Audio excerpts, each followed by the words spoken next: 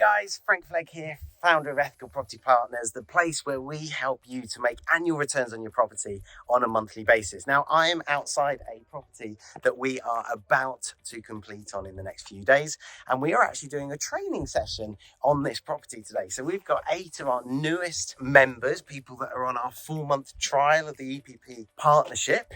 So they've come on board for 4 months, and they are coming around this property to look at what level of refurb would we do if this was a rental property, we're going to rent it out, and then what level of refurb would we do if it was a flip property, so a property that we were going to sell on. Now, swimming pool in the back garden and a boat on the front lawn, which is pretty unusual. We've got a garage here. Typically, I don't like garages for rental properties, so typically I would get rid of the garage, and the great news is we can put the garage perhaps in the swimming pool. I definitely wouldn't have a swimming pool on a rental property because of the health and safety risks, the maintenance of a swimming pool. Not many tenants are going to be able to look after it, and it's expensive. Not many tenants are going to want that liability. So I would actually, in this back garden here, I'd make that into a nice lawn. What would you do if you were looking at this property? I'll show you some pictures in a minute of this driveway. What would you do with the front garden here? How much money would you spend on this front garden? What's the right amount and how much is too much? Because what people miss is they miss that when you buy a house, you actually get leverage on the purchase price. But what you don't get leverage on is the works that you do.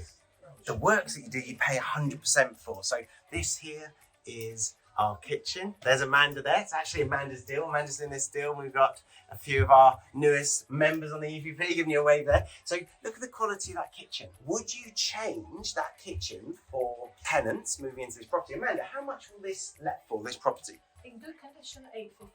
850, and in its current condition, what? 750. So we've got £150 difference between its current condition and its next condition. So what would you do to that? Would you change the kitchen? What about this bathroom here? Having a look at this bathroom, what would you change? Would you change that, or would you keep it the same? It's a tricky decision, isn't it? I would say that this bathroom is in excellent condition, and so doesn't need anything doing to it. And then we've got bedrooms. So we've got standard box room there. These guys are just doing an exercise on what they would do. We're pricing up these works so that we can work out what it would cost to do this as a rental refurb and what it would cost to do this as a flip refurb. And I'll give you some answers on that at the end. So here's a bedroom, obviously just in the process of moving out. So that's 2 bedrooms I've shown you. We've got a final bedroom here. So 3-bedroom bungalow, awesome property from an investment perspective. Brad Sugar says, fall in love with the deal, not in love with the business. And what he means by that in a property perspective is fall in love with the numbers on a property.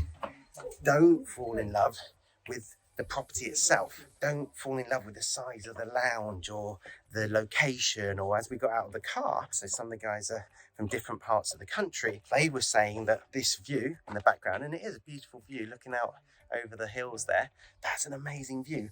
Quite frankly, I couldn't give a monkey's about the view.